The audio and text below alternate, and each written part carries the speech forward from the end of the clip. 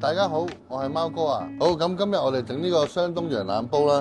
首先要羊腩10件啦，跟住有薑啦，有呢個竹蔗同埋木瓜啦，冬筍啦，冬菇、馬蹄、枝竹、大蒜，呢個係香葉8個草果啦，俾啲香料啦，同埋柱侯醬同腐乳嘅。咁我哋係用純羊腩嘅，就唔係用普通嗰啲羊肉嘅。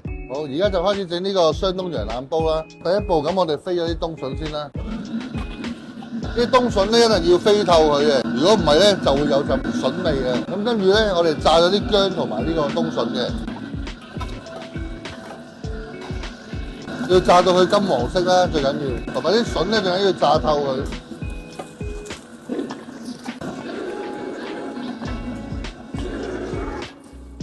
跟住咧就冬菇同埋馬蹄咧就飛水。咁而家我哋開始處理啲羊腩啦，咁俾少少生抽落去，首先撈勻佢先，再俾生粉，然之後咧我哋可以喺煎 pan 度煎一煎佢。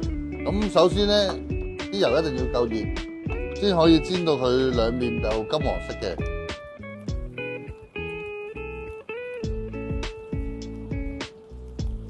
羊腩咧都要切翻咁大件嘅，因為咧到時煮嗰時咧佢會收縮嘅。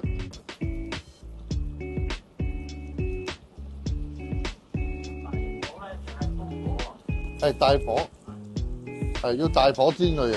咁啊將佢煎至兩面咧金黃色，咁就差唔多啦。咁我哋開始可以較個汁啦。呢個蒜蓉乾葱起鑊嘅。咁我哋爆下啲腐乳啊、柱侯醬啦。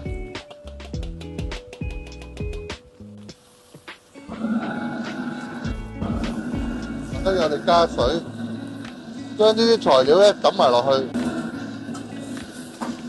我加少少糖啦、味粉啦、蠔油、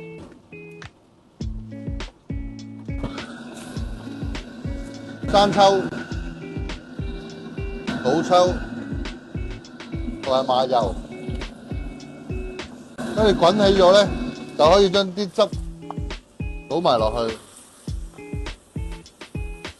好，跟住咧，我哋將啲竹蔗同埋木瓜咧，就擺埋落去，當歸片、香料。咁呢啲我哋最尾先用嘅咧。咁咧，而家咧就爆呢個冰糖，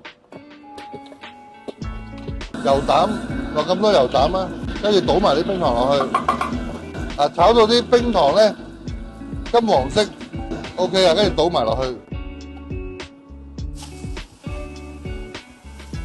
好啦，跟住我哋冚蓋煲2個鐘頭。好，而家燜咗2個半鐘啦。咁啲羊腩就可以噶啦。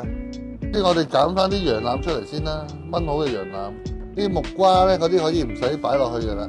木瓜啊、竹蔗啊同埋啲藥材咧，就執起佢。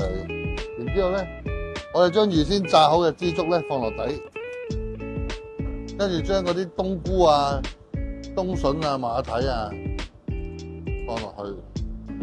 跟住羊腩砌翻喺面頭，